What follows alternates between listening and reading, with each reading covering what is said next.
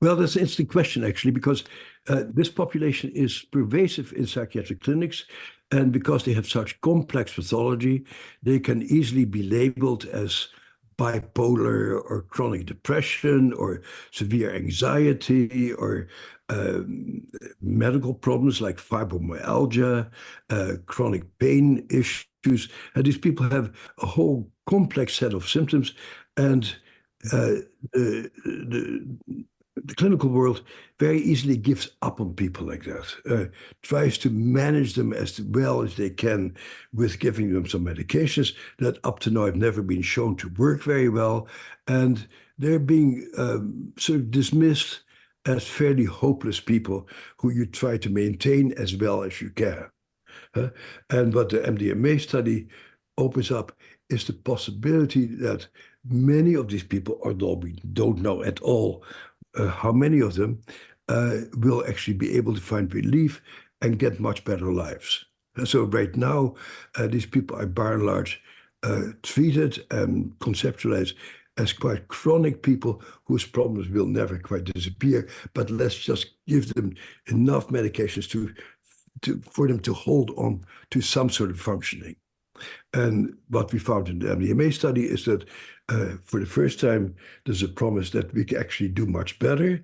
But at the same time, many people with this sort of constellation of problems were not included in the study. For example, we excluded people with dissociative disorder.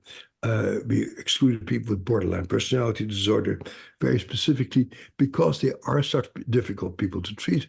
But this study really opens up the possibility that people on the more severe end of the psychiatric spectrum could actually benefit more than we thought, but that deserves much further study because these people tend to be very fragile.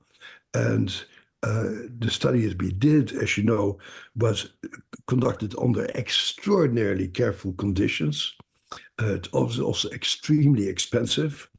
This is one of the most expensive studies ever done in psychiatry.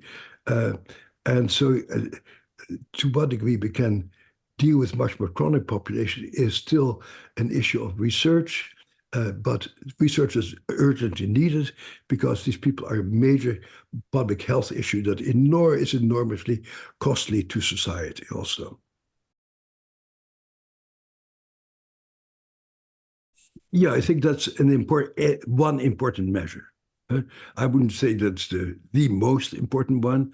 The issue of being able to modulate your emotions is even more fundamental, I would say, because if the slightest thing can put you in a rage or the slightest thing put you in a state of panic or anxiety, that is really a major biological deficit that really interferes with your functioning on many levels.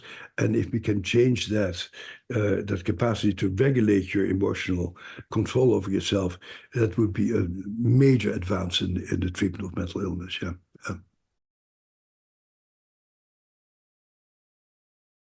Well, there's two areas indeed that I would want to go. I'm a little, I'm an old guy by now, so I won't start these studies myself anymore. But there's two areas that I think are of great interest. One is the comorbid physical problems that chronically traumatized people have. Uh, and gastrointestinal problems, immunological problems, problems with the musculoskeletal system. That should be studied much more because that is an extraordinarily expensive and troublesome long-term consequence of trauma as the somatic and the medical effects that people live with. People who live with chronic trauma tend to die about 10 years earlier than the general population, for example. So if we can actually find ways of regulating these physical systems, hormonal systems in the body, that'd be a major advance.